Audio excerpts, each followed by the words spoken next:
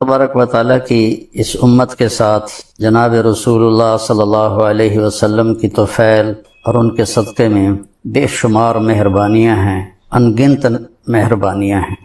اس میں ہمیں 2 عیدیں بھی ان نعمتوں میں شامل ہیں جو کسی امت کو رمضان کے بعد عید کی نماز نہیں ملی، اور 10 ذو الحج کو عید قربان نہیں ملی، اور قربانی کرنا یہ نہیں ملا۔ اس امت کے بے شمار فضائل میں سے آج یہ ایک فضیلت کی ہم بات کر رہے ہیں، عید قربان۔ روشن خیالی کا زمانہ آ گیا ہے۔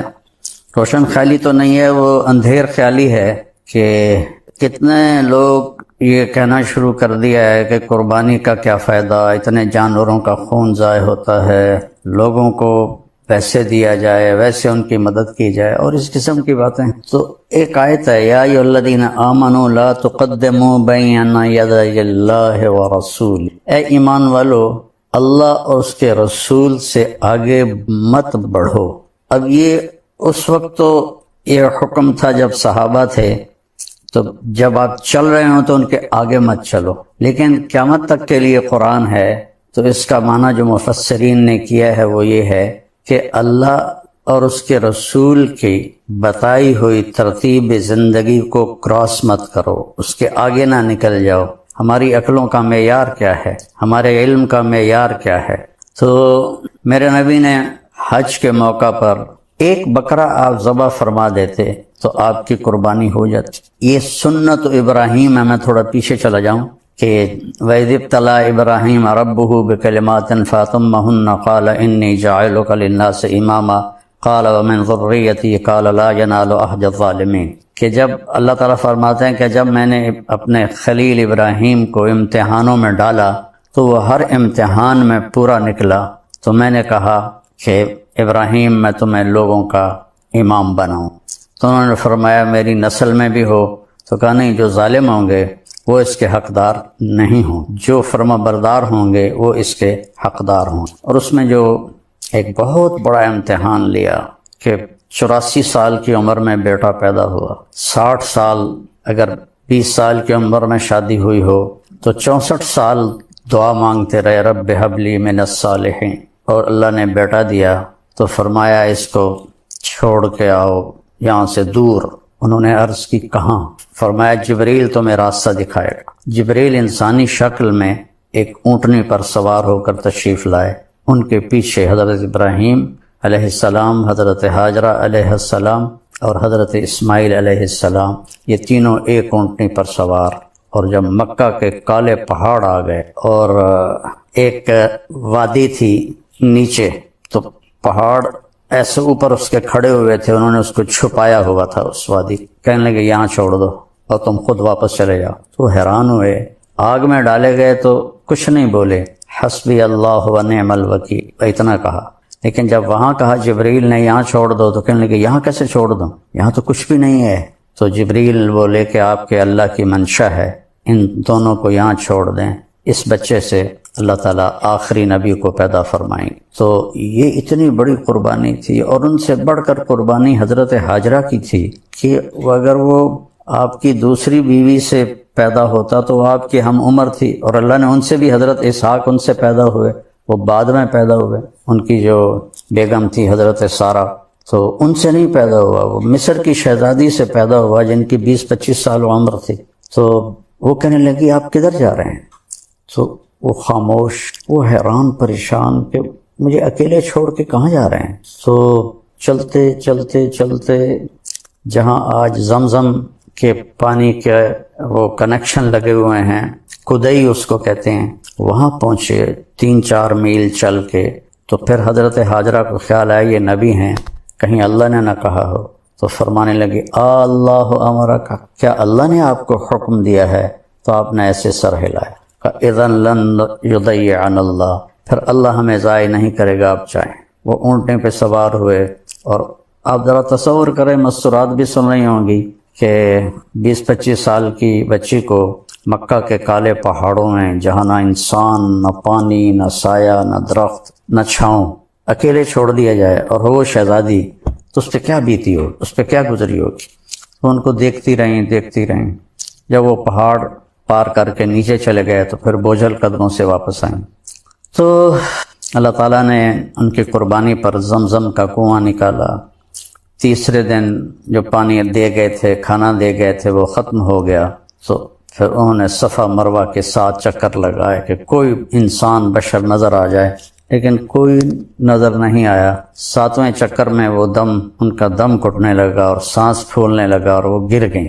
جب بیٹے کی طرف نظر دوڑائی تو وہاں ایک آدمی کو کھڑے دیکھا تو پھر ایک دم بھاگی تو دیکھا تو وہ آدمی تو غائب تھا اور اس بچے جہاں ایڑیاں رگڑ رہا تھا وہاں سے چشمہ نکلا ہوا تھا پانی کا، جو زمزم کا کنواں کہلاتا ہے. اور اس سے پرانا کنواں دنیا میں کوئی موجود نہیں جو آج بھی اسی طرح صاف ستھرا پانی دے رہا ہو. اس میں کیڑے نہیں پیدا ہوتے، اس میں مینڈک نہیں پیدا ہوتے، اس میں وہ پانی میں سبز رنگ کی کائی جم جاتی ہے، وہ نہیں جمتی. کوئی مچھر وہاں پیدا نہیں ہوتا اور کوئی اس کا کسی چشمے سے رابطہ نہیں، تعلق نہیں، کسی پیچھے پانی کے کسی حوض کے ساتھ یا پانی کے کسی خزانے کے ساتھ اس کا رابطہ نہیں. وہاں جو انجینئر تھے کنویں پر، وہ انڈین تھے، وہ مجھے ملے. انہوں نے بتایا کہ جب ہم چلاتے ہیں موٹر ٹربائن کو تو اس میں سوراخ ہیں کنویں کی دیواروں میں، ان سے پانی ایسے ابل کے آتا ہے، اور جب ہم بند کرتے ہیں ٹربائن کو تو وہ پانی بند ہو جاتا ہے، اور آج تک اس کا لیول کبھی بھی کم نہیں. تو پھر اللہ تعالیٰ نے فرمایا اب جاؤ اور ذبح کر کے آ جاؤ. تو جس باپ کی عمر کو تقریباً کوئی 90 سال سے اوپر ہو چکی ہو اور وہ فلسطین سے چھری لے کر چلا ہو کہ بیٹے کو ذبح کرنے جا رہا ہوں، تو اس پہ کیا بیتی ہوگی ان لمحات میں، اس سفر میں، اس کے دن رات میں کس طرح خیال آتا ہوگا، کیسے ذبح کروں گا، کیا ہوگا.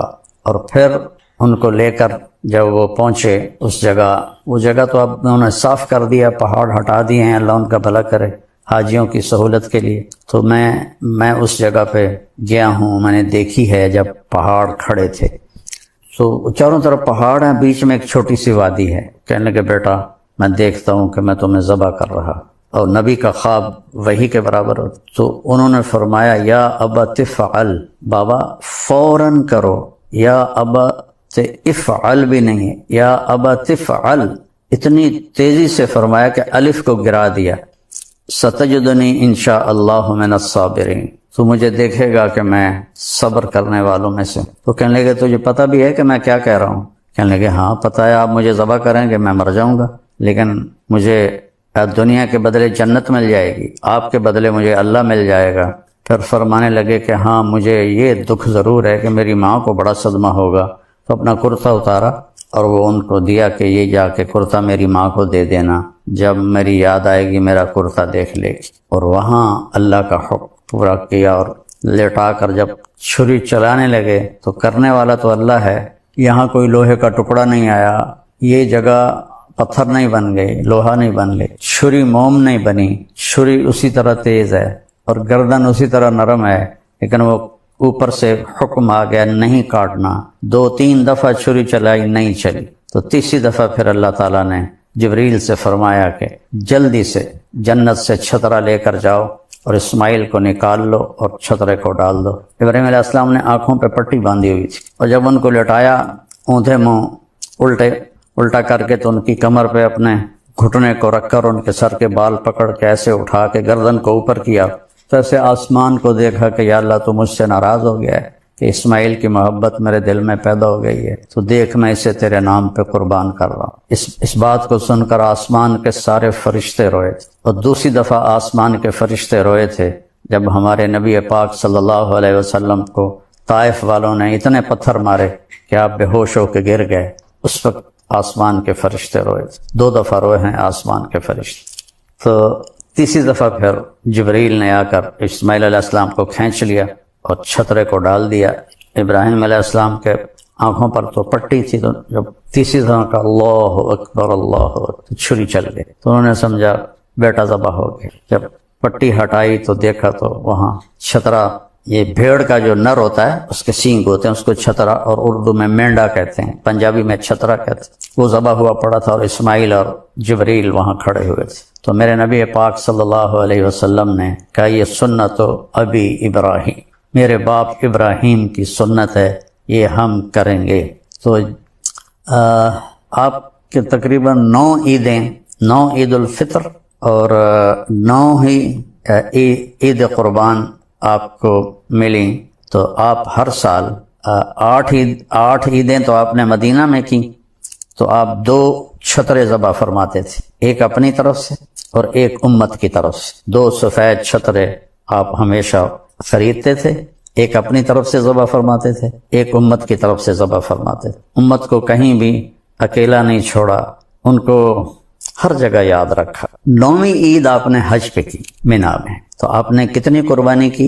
63 اونٹ آپ نے ذبح فرمائے، اپنی عمر کے ہر سال کا 1 اونٹ، اور 1 اونٹ میں 7 حصے ہوتے ہیں، 7، تو کوئی 450 کے قریب آپ نے قربانیاں کی 63 اونٹوں میں۔ اور عجب بات تھی، یہاں اونٹوں کی یا جانوروں کی جب ہم اپنے وہاں قربانی کرواتے ہیں تو ان کو کھینچ کے لا رہے ہوتے ہیں اور وہ باں باں کر رہے ہوتے ہیں، اور خاص طور پر بڑے جانور کو جب گراتے ہیں تو ایک بڑا مسئلہ بنتا ہے۔ لیکن قربان جاؤں آپ کے لیے 100 اونٹ لائے تھے، 63 آپ لے کر آئے تھے اور 37 حضرت علی یمن سے لے کر آئے تھے، تو 100 اونٹ کھڑے تھے، اس میں سے 63 کو الگ کر دیا گیا، پھر 5 اونٹ الگ آپ کے قریب کھڑے کر دیے گئے، اس میں سے 1 اونٹ آتا تھا اور وہ ذبح ہوتا تھا۔ تو 5 اونٹوں میں لڑائی شروع ہو جاتی تھی کہ میں پہلے جا کے ذبح ہوں گا، دوسرا اپنی زبان حال سے کہتا کہ میں پہلے جا کے ذبح ہوں گا، تو ان میں جنگ چل رہی تھی، اونٹوں میں ایک دوسرے کو کاٹ رہے تھے۔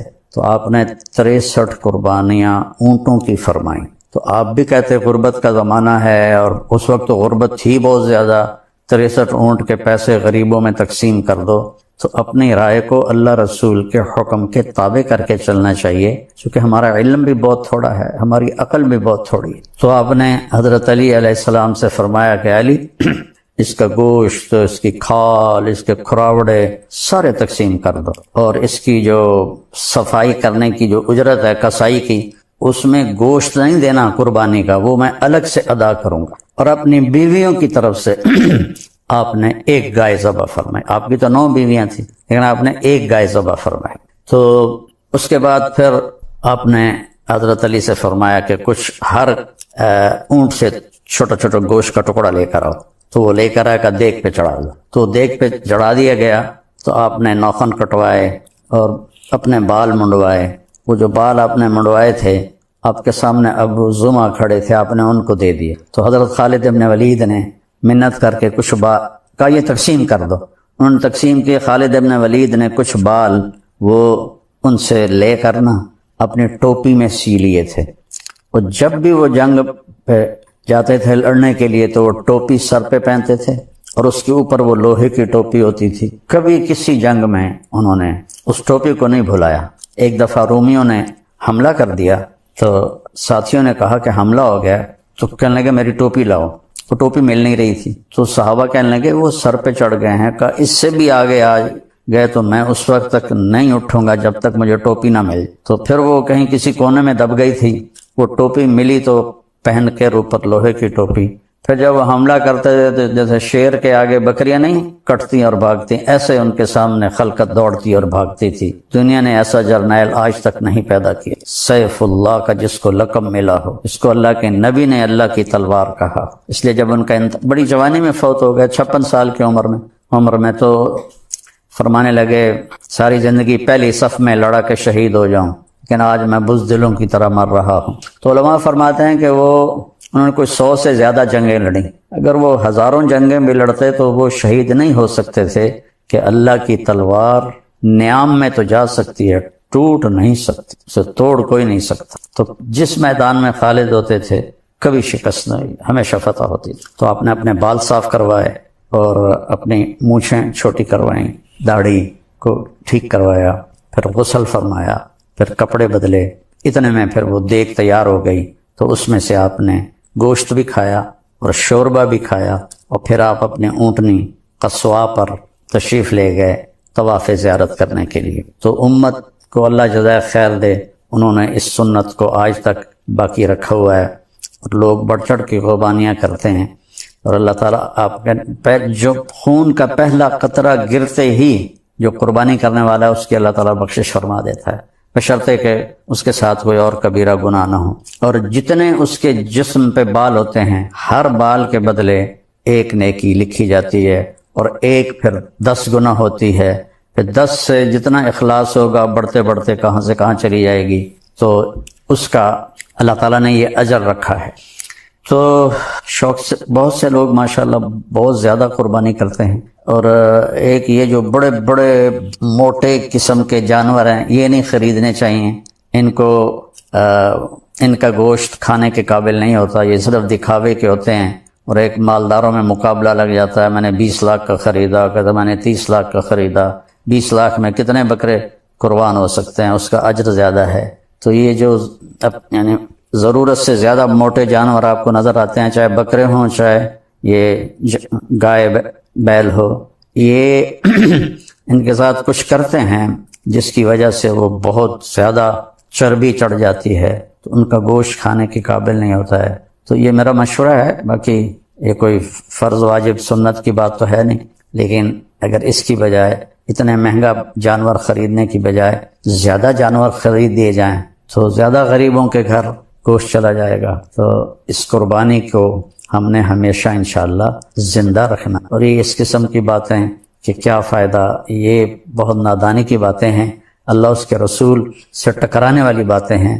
اللہ ہمیں اس سنت کو زندہ رکھنے کی توفیق نصیب فرمائے۔ السلام علیکم۔ آتش ساڑے کخت کا نیرا، عشق ساڑے دل جڑا۔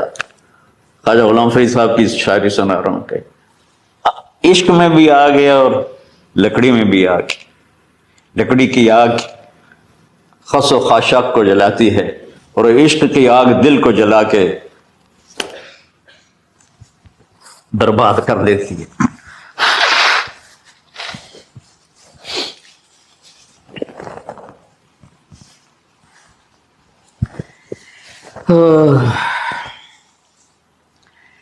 یہ دنیا میرے بھائی بہنوں امتحان کی جگہ ہے، ہم اسے جنت بنانا چاہتے ہیں، ہم یہاں اپنی مرضیاں پوری کرنا چاہتے ہیں۔ اللہ کی قسم، اللہ کی قسم، اللہ کی قسم، جس نے اپنی مرضی پہ چلنا شروع کیا وہ تباہ ہو گیا، جو اللہ رسول کی غلامی کے دائرے میں آیا وہ کامیاب ہو گیا۔ دیکھا تو پانی ابل رہا ہے، ابل رہا ہے، ابل رہا ہے، فوارے مار رہا ہے۔ تو اس وقت عبرانی لینگویج تھی تو ان کا زمزم زمزم، ٹھہر جا ٹھہر جا ٹھہر جا۔ وہ نیچے زور ماں، اللہ کو بھی یہی منظور تھا، وہ نیچے زور۔ میرے نبی نے فرمایا اگر میری ماں زمزم نہ کہتی تو پورے عرب کو یہ پانی سیراب کر دیتا۔ اور آپ حیران ہوں گے، آج کل تو بہت زیادہ ایڈوانس ہے سائنس، تو سعودی گورنمنٹ نے کہ یہ اس کا سورس کیا ہے، یہ پانی کہاں سے آ رہا ہے، طائف تک ساری زمین کو کھنگالا، کوئی اس کا پیچھے سے لنک نہیں ہے۔ کہیں چشمہ ہوتا ہے نا تو پیچھے لنک ہوتا ہے، کہیں سے پانی نکل ہوتا ہے پیچھے سے لنک ہوتا ہے۔ زمزم کا کوئی لنک نہیں، جو ہی موٹر چلاتے ہیں تو 8-9 جھرنے ہیں، سوراخ، وہاں سے پانی ابل ابل کے آنا شروع ہو جاتا ہے، اور جو ہی موٹر بند کرتے تو جھرنوں کا پانی بند ہو جاتا، اس میں نہ مچھر ہے، نہ اس میں کوئی کیڑا ہے، نہ کوئی مکوڑا ہے، پاک صاف پانی، زمزم زمزم۔ جتنا اونچا بنانا ہو بلڈنگ اتنی گہری بنیاد۔ اس ماں بیٹے سے محمد مصطفیٰ نے آنا ہے تو پھر بنیاد تو گہری ہوگی نا، ایسے تو نہیں ہے نا۔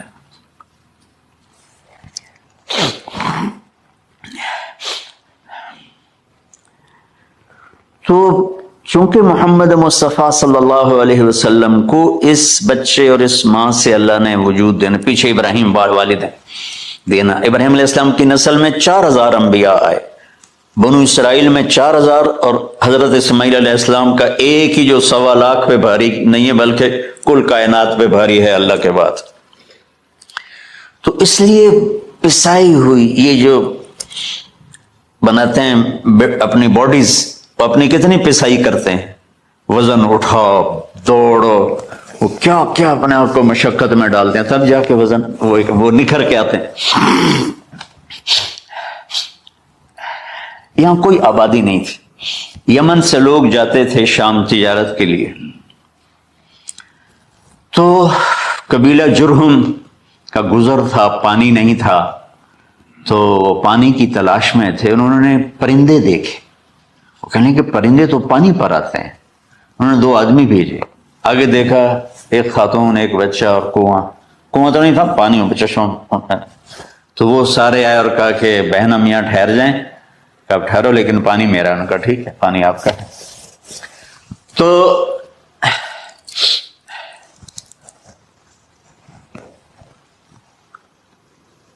ایک سال کے بعد اجازت ملی، جاؤ مل کے آؤ. مل کے آئے. جس گھاٹی سے ابراہیم کو جدا کیا تھا اس پر کتنی دفعہ حضرت ہاجرہ کی نظر پڑتی ہوگی.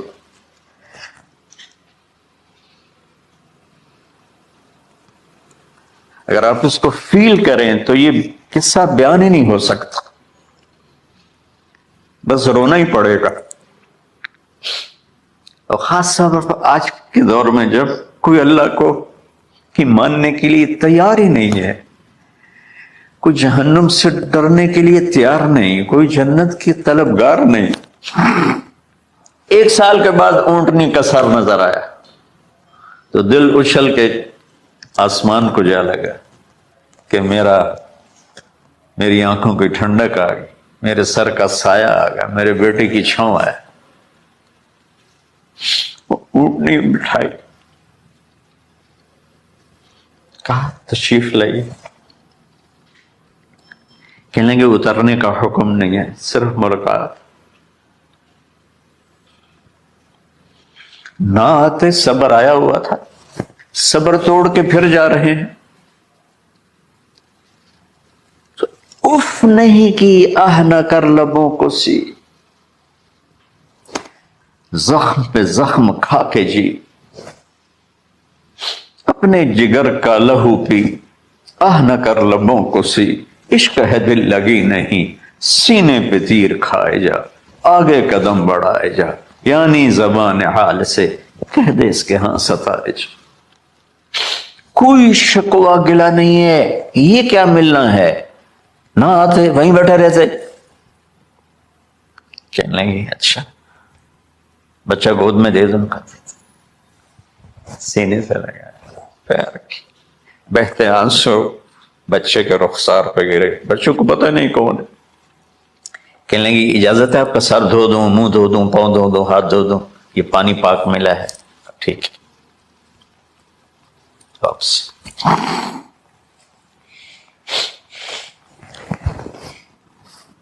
فلما بلغ معه السعي، جب وہ بچہ بھاگنے دوڑنے لگا، دل میں اتر گیا، نظروں کو بھا گیا، تو خواب آنے شروع ہوئے.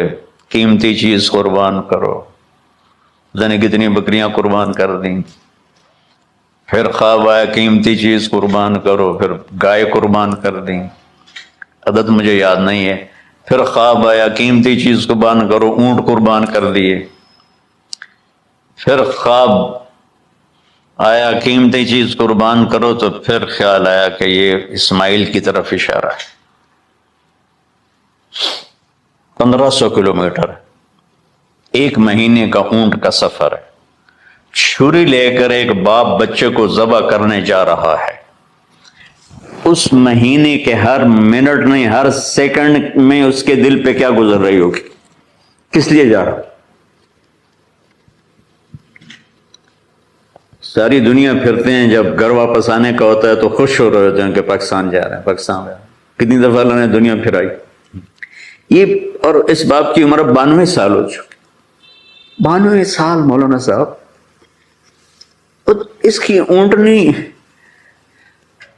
کے قدم کے ساتھ نہیں، ہر سیکنڈ کے ہر کروڑویں حصے میں ابراہیم کا دل پھٹتا ہوگا کہ اس معصوم بچے کو ذبح کیسے کرو۔ اللہ کی مان کے دکھا دی۔ اللہ نے تو ہمیں دین ہی آسان دیا ہے، ہم سے تو نہیں بچوں کی قربانی مانگی۔ ابو بکر صدیق رضی اللہ تعالیٰ نے فرمایا تھا یا رسول اللہ، ایک آیت ہے جس کا مفہوم یہی ہے، اگر اللہ ہمیں کہتا نا بچے قربان کرو، ہم بھی چھریاں چلا دیتے۔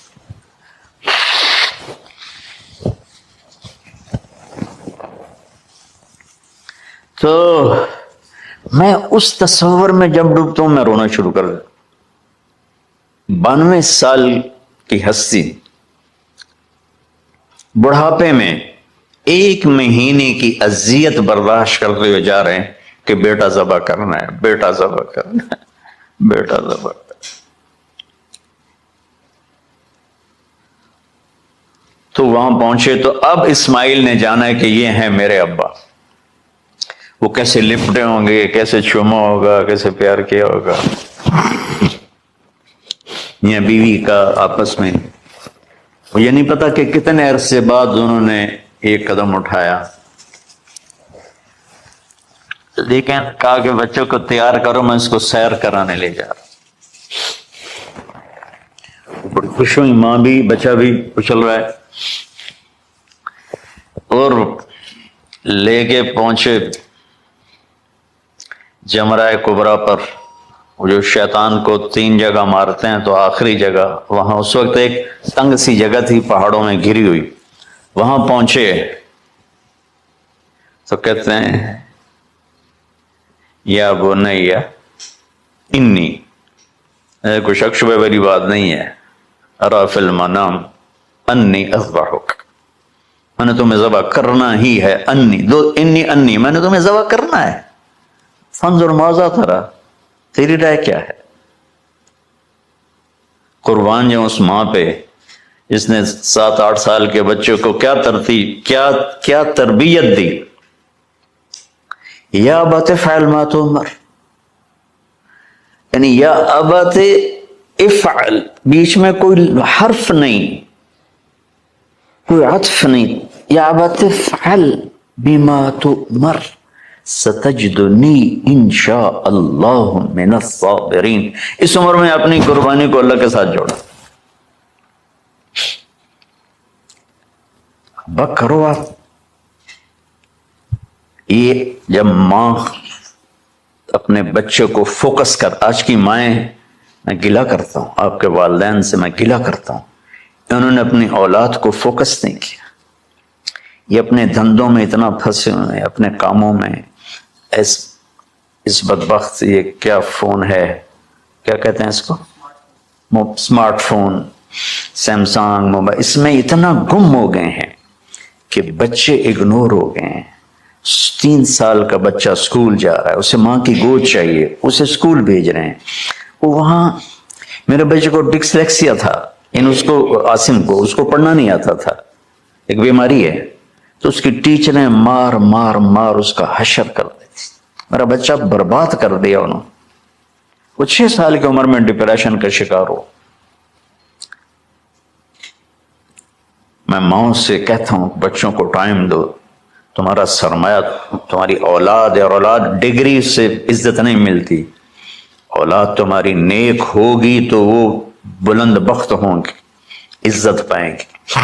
پاکستان کو پڑھے لکھوں نے لوٹا ہے، ان پڑھوں نے نہیں لوٹا۔ ابا جی، بابا جی، آپ کریں نا، دیر کیوں کر رہے ہیں؟ ستجدنی انشاء اللہ من الصابرین، آپ دیکھیں گے میں آپ کی آزمائش پہ پورا اتروں گا، اور اللہ کی آزمائش پر بھی پورا اتروں گا۔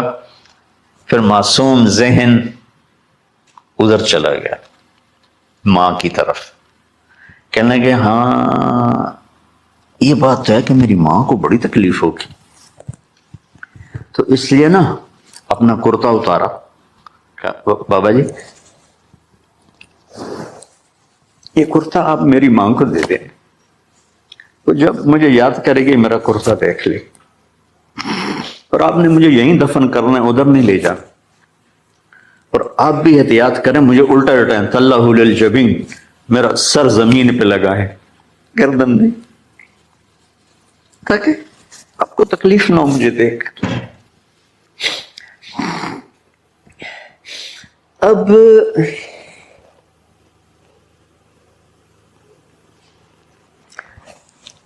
میں تو مرغی ذبح ہو رہی ہوں نا تو اس کو تڑپتے نہیں دیکھ سکتا۔ قربانی کے لیے مفتی صاحبان کہتے ہیں کہ اوپر کھڑا ہونا چاہیے، خود کرے یا اوپر کھڑا، میں نہیں کھڑا ہو سکتا۔ جانور جب تڑپتا ہے مجھے کچھ ہونے لگتا، میں بچوں کو بھیجتا ہوں جاؤ قربانی پہ کھڑے۔ جیسے ابراہیم علیہ السلام کا تصور کر کے میری چیخیں نکل کہ انہوں نے جب ان کی کمر پہ گوڈا رکھا ہوگا یوں کر کے، ہاتھ باندھے پاؤں باندھے اور سر کے بال یوں اٹھا کے یہاں لائے ہوں گے سر کو، اور چھری یہاں رکھی ہوگی، کیا کیفیت؟ تو یوں آسمان کو دیکھ کر کہ یا اللہ کیا تم مجھ سے ناراض ہو گیا کہ میرے دل میں اسماعیل زیادہ اتر گیا ہے؟ یا اللہ ایسا کبھی نہیں، یا اللہ یا میرا کوئی امتحان تو لے رہا ہے، یا اللہ تیرے اوپر سب کچھ قربان ہے۔ اور یوں چلائی، اور اللہ تعالیٰ نے چھری کی کیا حیثیت ہے، اس نے چلنے سے انکار کر دیا، پھر چلائے، پھر چلائے۔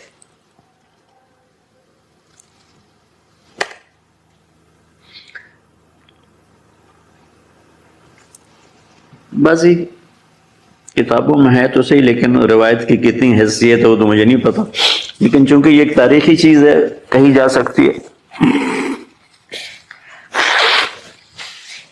کہتے ہیں پھر گئے اور چھری کو تیز کیا پتھر پر، تیز کر کے جب آئے نا اور بال پکڑے، آسمان کے فرشتے 2 دفعہ روئے ہیں انسانی تاریخ میں، آسمان کے فرشتے 2 دفعہ روئے ہیں انسانی تاریخ میں۔ ایک جب ابراہیم علیہ السلام نے ان کی کمر پہ اپنا گھٹنا رکھا کہ سر کے بال پکڑ اور چھری پکڑ کے یہ کہا یا اللہ تم مجھ سے ناراض ہو، تو آسمان کے فرشتوں کی چیخیں نکل گئی۔ اور ایک جب اللہ کے نبی کو طائف میں پتھر پڑے کہ اللہ من یشکو الیک ضعف قوت، تو آسمان کے فرشتوں کی چیخیں نکل گئی۔ جب ہمارے نبی کو طائف والوں نے مارا اس پر، یہ 2 دفعہ آسمان کے سب فرشتے روئے۔ تو پھر اللہ نے کہا بس، نادیناہ ان یا ابراہیم قد صدقت الرؤیا انا کذلک نجزی المحسنین، ابراہیم تو پاس ہو گیا ہے۔ چھری چل گئی، اور آنکھوں پر تو پٹی تھی، چھری چل گئی، پٹی کھولی تو سامنے کبش تھا، دمبا اور اسماعیل اور جبریل کھڑے ہوئے تھے۔ اس جانور کی قربانی ایک علامت ہے، اس قربانی سے ایک پیغام ہے کہ اپنے غلط جذبات کو اللہ پر قربان کرو۔ ہم سے اللہ نہیں کہہ رہا بچے قربان کرو، ہم سے کہہ رہا غلط جذبات قربان کرو۔ ہم سے اللہ کہہ رہا ہے اپنے جذبات کو دبا دو جو تمہیں اللہ اس کے رسول سے دور کرتے ہیں، ان پر چھری چلاؤ۔ جو اللہ اس کا محبوب کہتا ہے ان کو کرنے کے لیے بھی اپنے جذبات پہ چھری چلاؤ۔ سچ بولنے کے لیے چھری چلانی ہے تو چلاؤ اپنے جذبوں پر۔ اب اس کو پھیلا دو۔ ساری شریعت میں اللہ نے جو احل حلالا، جو اس نے کہا ہے یہ کرنا ہے، اس کے لیے اپنے جذبات قربان کر دو۔ وحرم حراما، اور جو کہتا ہے نہیں کرنا اس کو چھوڑنے کے لیے اپنے جذبات قربان کر دو۔ تو یہ ہے قربانی کی اصل حقیقت۔